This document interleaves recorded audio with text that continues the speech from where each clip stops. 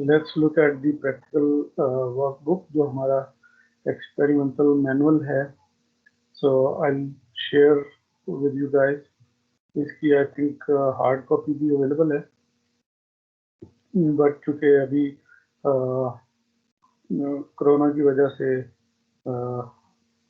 In university में नहीं है, तो देयरफॉर फिर हम ये मैनुअल जो है मैं आपको शेयर कर दूंगा, और इसको आप फिर प्रिंट कर लें या जिस तरह भी इसको आपने यूटिलाइज करना है वो सारा इंतजाम आपको बता देंगे. Excuse me sir. जी सर वो हमने जो आपने कल क्लास ली थी उसमें आपने पावर इलेक्ट्रॉनिक्स की सर. जी जी जी सर उसकी वो जो टेक्स्ट बुक है सर वो आप काइंडली टीम्स पे अपलोड कर देंगे. बिल्कुल बिल्कुल. मैं वो कल का लेक्चर डाउनलोड कर लिया है, तो वो भी अपलोड करूंगा उधर ही. और जो हमारा कोर्स कंटेंट लेक्चर्स हैं वो भी मैं राइट उधर सर. अपलोड कर दूंगा, और साथ ही उसके जो भी रिक्वायर्ड होंगी बुक्स होंगी जो हम फॉलो करेंगे, वो सारी मैं उसके ऊपर ही अपलोड कर दूँ. राइट सर, बेस्ट होगा सर. ठीक है. Thank you sir. ताकि कि आपको मटेरियल सारा आपके पास अवेलेबल हो. जस्ट ये कि time by time, lecture by lecture फिर हम आपको डिस्कवर करते जाएंगे. ठीक है. So as far as instrumentation and measurement is concern, तो इसके जो एक्सपेरिमेंट्स हैं उसकी लिस्ट ये मैं आपको शो कर रहा हूँ. सो पहला जो हमारा लैब एक्सपेरिमेंट है, that is to introduce ourselves with the electrical and electronic instruments. जो भी सिंबल उसमें यूज होंगे, यूनिट यूज होंगे, वो उससे आपको हम फेमिलराइज करवाएंगे. और ऑब्वियसली इसके अंदर आपको कुछ ऐसी इक्विपमेंट है जो कि जैसे पावर सप्लाईज हैं, और उसमें कौन कौन से यूनिट्स हैं वो आप जानते हैं, वोल्टेज, करंट. और इसके अलावा जो इक्विपमेंट हम यूज करेंगे that is function generator. So function generator में फ्रीक्वेंसी होगी, ड्यूटी साइकिल होंगे. और excuse me sir. Sir lab भी आप लेंगे? नहीं, मैं आज सर बेजाद को रिप्लेस कर रहा हूँ. बेसिकली वही कंडक्ट करवाएंगे. एक्चुअली उनके फादर का कुछ इशू है हेल्थ का, तो वो ज़रा एक दो दिन बिजी है. सही है सर, सही है. सही है सर, कोई इशू नहीं है सर. ये कि ताकि हम थोड़ा बहुत इंट्रोड्यूस भी हो जाएं, और अपना जो फिर आगे वो जो भी एक्सपेरिमेंट्स हैं वो डिटेल उनको ही पता है. सो वो आपको ज़्यादा डिटेल में और अच्छे तरीके से एक्सपेरिमेंट जो है वो परफॉर्म भी करवाएंगे. मैंने कहा कि ठीक है छुट्टी पे हैं तो मैं ज़रा टाइम को यूटिलाइज कर लूँ, तो इस सेंस में मैंने ठीक हो गया सर. टेक ओवर कर लिया. ओके. सो सेकंड लैब जो होगी उसमें हम कुछ एरर्स जो हैं वो कैलकुलेट करेंगे. क्योंकि मोस्टली आप अगर देखें रिसर्च पॉइंट ऑफ व्यू से या स्टडी पॉइंट ऑफ व्यू से, तो क्या होता है कि आप डाटा जो है वो गैदर करते हैं आफ्टर एक्सपेरिमेंट्स. और उन डाटा में लाइक के अगर आपने एक रजिस्टर की रेजिस्टेंस मेजर की है, तो देयर इज अ चांस कि उसके अंदर कोई एरर भी हो सकता है. ठीक है. तो वो इक्विपमेंट का भी एरर हो सकता है, वो उसके अंदर पॉसिबिलिटी हो सकती है कि एनवायरमेंटल टेम्परेचर भी अफेक्ट कर सकता है रेजिस्टेंस को. सो एक्सपेरिमेंटल जो मेजरमेंट है उसके अंदर वेरिएशन जो है वो पॉसिबल है. ठीक है. तो will go through the calculation of probability के जो कैलकुलेशन हमने की है, जो मेजरमेंट की है, इज देयर एनी एरर. तो वो उसके बारे में will go through the experiment. और फिर नेक्स्ट जो एक्सपेरिमेंट होगा that is about the correlation of experimental data. ठीक है, कि आपस में वो किस तरह से डाटा जो है वो कोरिलेट करता है। लीनियर डाटा है आपके पास, नॉन लीनियर डाटा है, उसको हम लीस्ट स्क्वायर रिग्रेशन का एक मेथड है, उसके थ्रू हम उसको डाटा को कोरिलेट करेंगे आपस में। Then we go for voltage and current measurement using galvanometer. So इसमें फिर हम इसके different parameters हैं, कितना ये इक्विपमेंट जो है वो सेंसिटिव है, उसकी इंटरनल रेजिस्टेंस अगर हमने उसको फाइंड करना है तो there are certain method.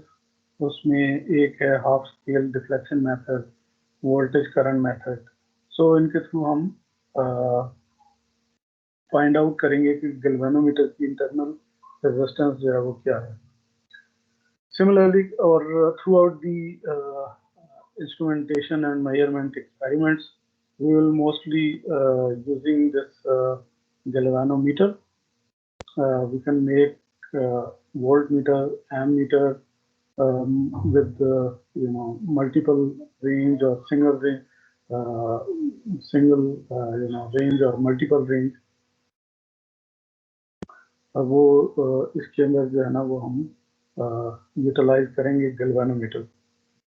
So we'll build an ammeter, we'll build an voltmeter, और फिर इसका जो कैलिब्रेशन का मेथड है उसको हम यूज करेंगे। Then we will be building an AC voltmeter using half wave rectifier or full wave rectifier.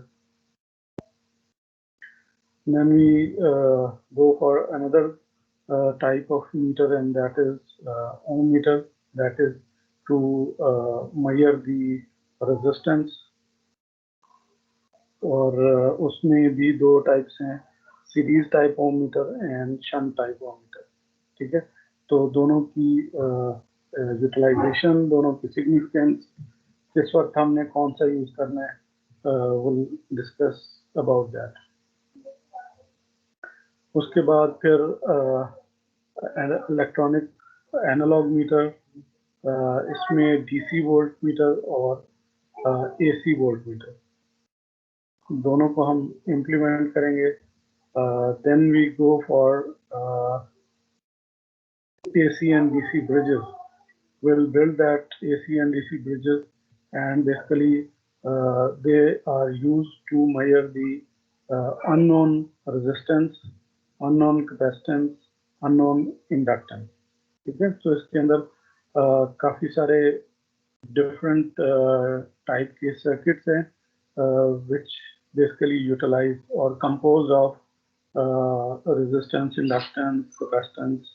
ठीक है, तो हम इनको बिल्ड भी करेंगे और फिर जो हमारे पास अननोन कंपोनेंट होगा उसकी रेजिस्टेंस, कैपेसिटेंस और इंडक्टेंस जो है वो हम मेजर करेंगे और साथ साथ उसको वेरीफाई भी करेंगे। हमारे पास LCR मीटर भी होता है जो कि आपको इंडक्टेंस, कैपेसिटेंस और रेजिस्टेंस की वैल्यू मेजर करके देता है, सो दैट किसी कि जो हमने बिल्ड किया है और उसकी जो मेजरमेंट आ रही है, is it accurate with the readymade LCR meter और नॉट।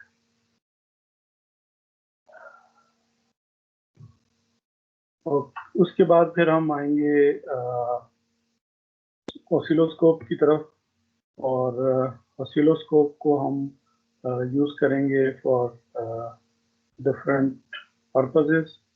तो उसके अंदर inductance measurement, and similarly we'll also get some introduction to LCR meter, and then we determine the dissipation factor. ठीक है, so LCR meter basically ready-made equipment है which is capable of measuring the inductance, capacitance, resistance, और इसके अंदर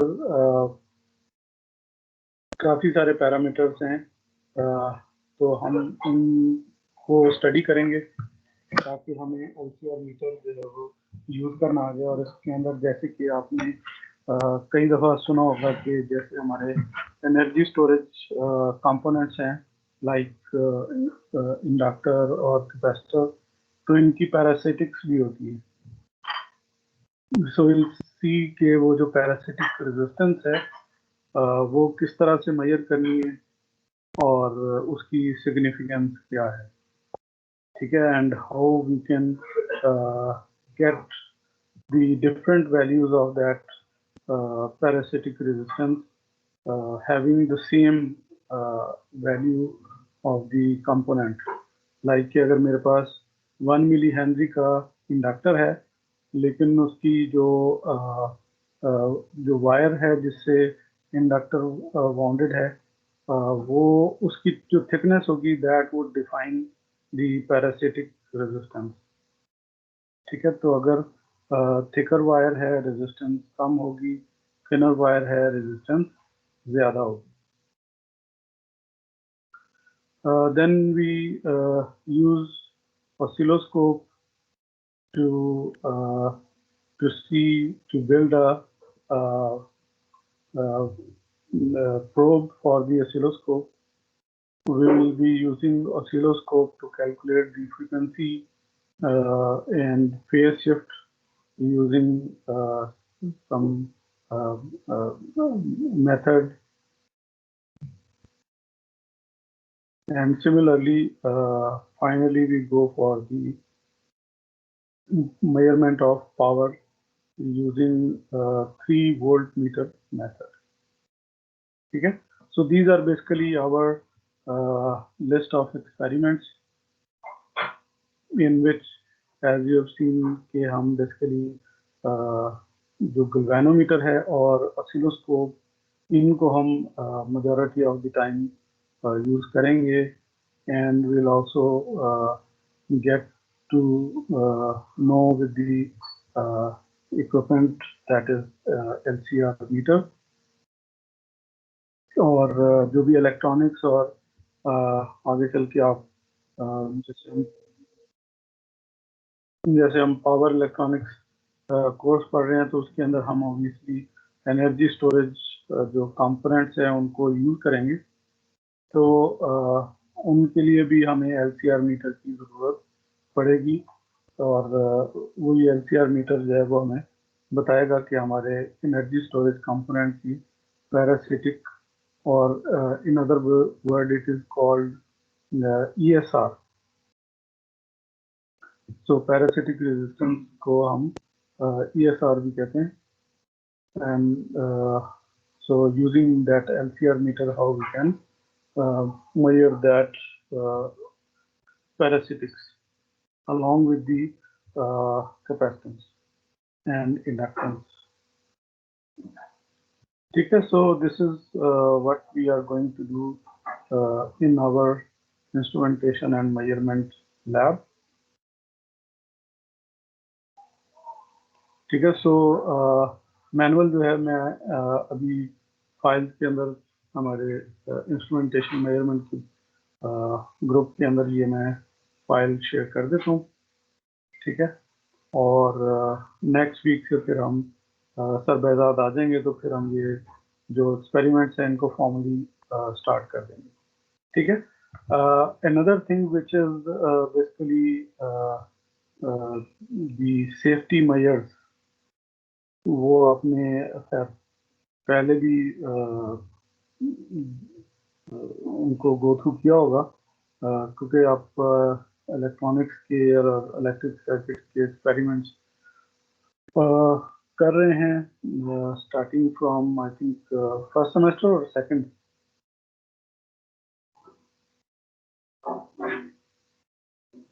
sir electronics 1 3rd semester, electronics 2 4th semester. और electric circuit में lab थी? जी सर। Yes sir. वो किस सेमेस्टर में था? 3rd सेमेस्टर में सर। अच्छा, 3rd से शुरू होते हैं। ओ सर इलेक्ट्रिक सर्किट डिजाइन की बात कर रहे हैं सर? एक इलेक्ट्रॉनिक डिवाइसेस एंड सर्किट्स की बात कर रहे हैं सर? पहला कौन सा था? Electronic devices and circuits sir, EDC. Sir ठीक इससे है, पहले हमने एलसीए और ईएनए पढ़ी थी। और उसमें भी तो लैब्स होती हैं आई गेस। Yes sir.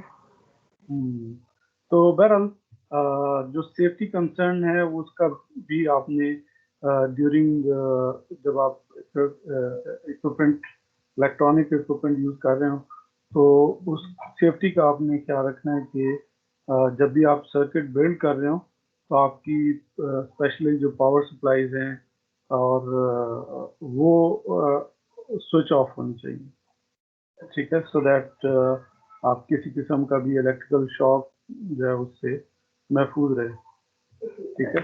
और जिस वक्त आप इक्विपमेंट भी यूज़ कर रहे हो, चाहे वो ऑसिलोस्कोप्स हों, डीएमएम हो, तो पहले उनको स्विच ऑफ कीजिए, कनेक्शन करने के बाद आप उसको स्विच ऑन करें। सिमिलरली फंक्शन जनरेटर हो गए और भी जितनी भी इलेक्ट्रॉनिक इक्विपमेंट है, जब आप उसको यूटिलाइज करें तो अपनी सेफ्टी का जो है वो खास ख्याल रखें, क्योंकि समटाइम्स इक्विपमेंट जो है वो डायरेक्टली 220 वोल्ट से कनेक्टेड होता है, तो in some cases it might possible कि अगर इक्विपमेंट में कोई फॉल्ट है या कोई शॉर्ट सर्किट है तो उसकी वजह से आपको शॉक भी लग सकता है, ठीक है। तो इसलिए पहले आप इक्विपमेंट जो पावर ऑफ में रखें, जब आप कनेक्शन कर लें उसके बाद आप जो है इक्विपमेंट को पावर ऑफ। सर हमारा इक्विपमेंट अर्थ नहीं हुआ होता है? आई एम नॉट श्योर कि वो अर्थिंग जो है वो प्रॉपर होती है, राइट सर। ठीक है। तो इवन दो कि अगर अर्थ भी हो तो फिर भी देयर इज अ चांस कि आपको शॉक लग सकता है, ठीक है। तो इसलिए इट्स ऑलवेज बेटर कि आप इक्विपमेंट को पावर ऑफ मोड में रखें और उसके बाद फिर आप उसको कनेक्शन कर लें, कनेक्शन एक दफ़ा चेक करवा लें और उसके बाद उसको फिर आप ऑन करें। इलेक्ट्रिकल मशीन में आपने ये ऑब्जर्व किया होगा कि अक्सर जो है वो आपके फ्यूजेस जो है वो बर्न आउट हो जाते हैं। सर हमने मशीन्स नहीं किए सर, लैब उसकी कोई भी नहीं की है, मतलब फेस टू फेस में। डीएल मोड में चले जाते यस सर। हैं, सो बैड। तो बहरहाल उसमें अगर आपने सीनियर से सुना हो तो उसमें ये जिन्होंने एक्सपेरिमेंट्स परफॉर्म किए हैं तो उसके अंदर जो है वो काफ़ी हम ये ऑब्जर्व करते हैं कि फ्यूजेस जो हैं वो उड़ रहे होते हैं जो कि सेफ्टी के लिए रखे होते हैं। तो उसकी वजह ये होती है कि कनेक्शन में कहीं ना कहीं शॉर्ट सर्किट आ जाता है या कुछ गड़बड़ होती है। तो इसलिए पहले जब भी आप सर्किट बिल्डअप करें तो एक दफ़ा उसको जो इंस्ट्रक्टर हैं आपके उनको दिखा जरूर दें कि मान लो कि आप अब इस स्टेज पे हैं कि आपको उसकी ज़रूरत नहीं है, लेकिन फिर भी for the safety concern it's better कि आप इंस्ट्रक्टर को एक दफ़ा सर्किट दिखा दें और इक्विपमेंट को पावर ऑफ मोड में, ठीक है। समटाइम्स जैसे मशीन्स की जो हमारी लैब है उसके अंदर एक पॉसिबिलिटी है कि आप वोल्टेज को पहले ज़ीरो पे रख सकते हैं, तो वो उससे फिर जो आपकी सेफ्टी है वो काफ़ी हद तक आप कह लें कि इंश्योर्ड रहती है। लेकिन स्टिल एक अच्छी आदत अगर हम अपना लें और उसको एक हैबिट बना लें तो it would be be useful. अगर आप प्रोफेशनल लाइफ में भी इसको रखते हैं, अपना हैबिट रखते हैं, तो यू विल बी श्योर कि आपको कभी शॉक नहीं लगेगा, ठीक है। तो that is all about today's lab. Experiment next week से शुरू करेंगे। सर अटेंडेंस तो नहीं होगी ना? अटेंडेंस में यहाँ से डाउनलोड कर लें। So I guess 30 स्टूडेंट्स मौजूद हैं। तो या अटेंडेंस इधर से हो जाएगी। ठीक है सर। ठीक है, चलो, if you have any question you can ask, अगर नहीं है तो फिर हम यहाँ पे क्लोज करते हैं।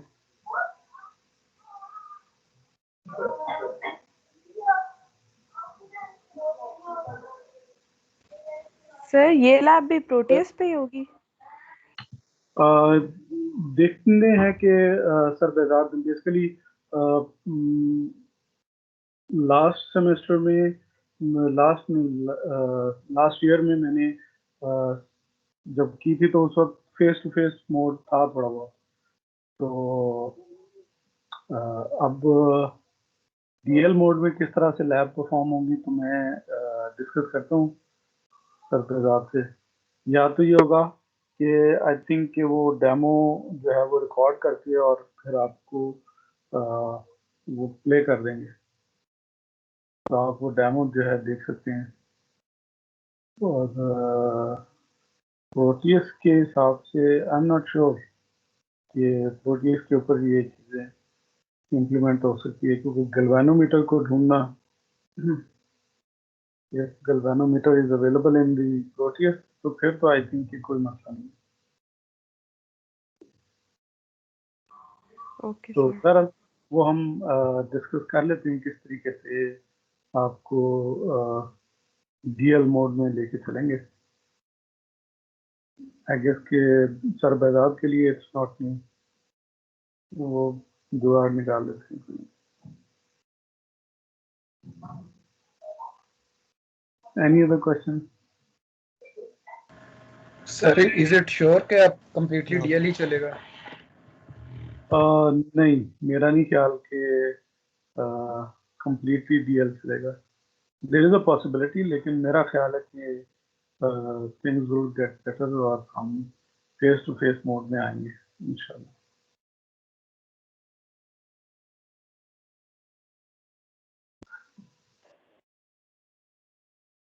सर आपका क्या हाल है? सॉरी सर आपका क्या हाल है? जी अल्हम्दुलिल्लाह, मैं ठीक ठाक हूँ। आप कैसे हैं? हम भी ठीक हैं सर, अल्लाह का शुक्र है। लाइफ कैसी चल रही है? सर इधर यूनिवर्सिटी में कैद हुए पड़े हैं। कैद हुए पड़े हैं? तो यस आपके सर, पास बाहर ऑप्शन, आप अगर आप घर जाना चाहें तो घर जा सकते हैं, लेकिन वो वापस आना वो मुश्किल। वापिस आना पड़ेगा। नहीं, वापस आना मुश्किल भी हो जाएगा दोबारा से यस सर। किसी को टेस्ट करना और फिर वो सारी रिक्वायरमेंट्स पूरी करना। जी सर। तो हॉस्टल में रहते हुए तो आपके पास ऑप्शन नहीं है कि आप प्लेग्राउंड भी हैं, आप जिम भी जा सकते हैं? नहीं, सब कुछ बंद किया हुआ है सर।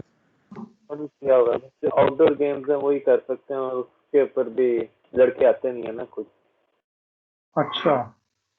तो सुस्त पड़ गए हैं उससे। इंडोर में आई थिंक एक limited quantity number of student के साथ तो मेरा ख्याल है अलाउ किया जा सकता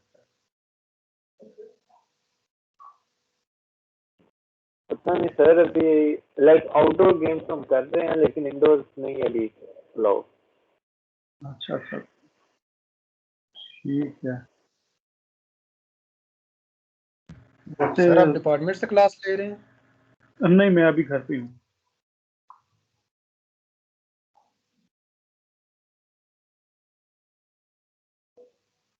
तो आप लोगों के फाइनल कैसे हुए हैं? सर मजे के नहीं हुए सर। अच्छा अच्छा, इस दफा सर मैंने वैसे पास कर देंगे? नहीं, मेरा ख्याल है कि सारे पास हो जाएंगे आराम से, अच्छे नंबर भी आ जाएंगे, कोई ऐसा मसला नहीं। आपको तो बेनिफिट है कि आपका रिलेटिव ग्रेडिंग है।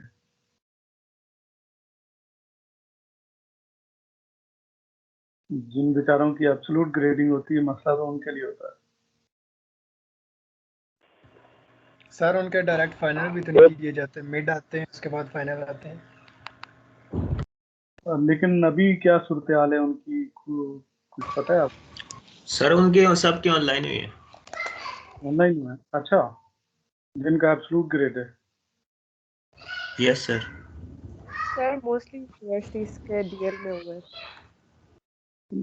चलो ये मेरे लिए नई बात है, वरना मैंने सुना था कि ज्यादातर फेस टू फेस ही एग्जाम के ऊपर डिसीजन आया था। जी सर, यूटी के तो ऑन कैंपस हुए थे और उनके पिछले सेमेस्टर की लैब्स भी वो अभी करवा रहे हैं। अच्छा, आई थिंक हमने भी कुछ इसी तरह ऑप्शन किया था कि जब फेस टू फेस आएंगे तो जो हैंड्स ऑन एक्सपेरिमेंट्स है वो करेंगे फेस टू फेस मोड में। सर वो कोई नहीं हुए थे सर, वो उन्होंने हमें हफ्ता दिया था और उन्होंने उसके अंदर एक लैब भी मतलब ठीक तरीके से नहीं करवाई थी। अच्छा, पूरे तरीके से टरकाया पिछले पूरा साल। चलें कोई बात नहीं, कोई बात नहीं, आपको टरखाना आ गया।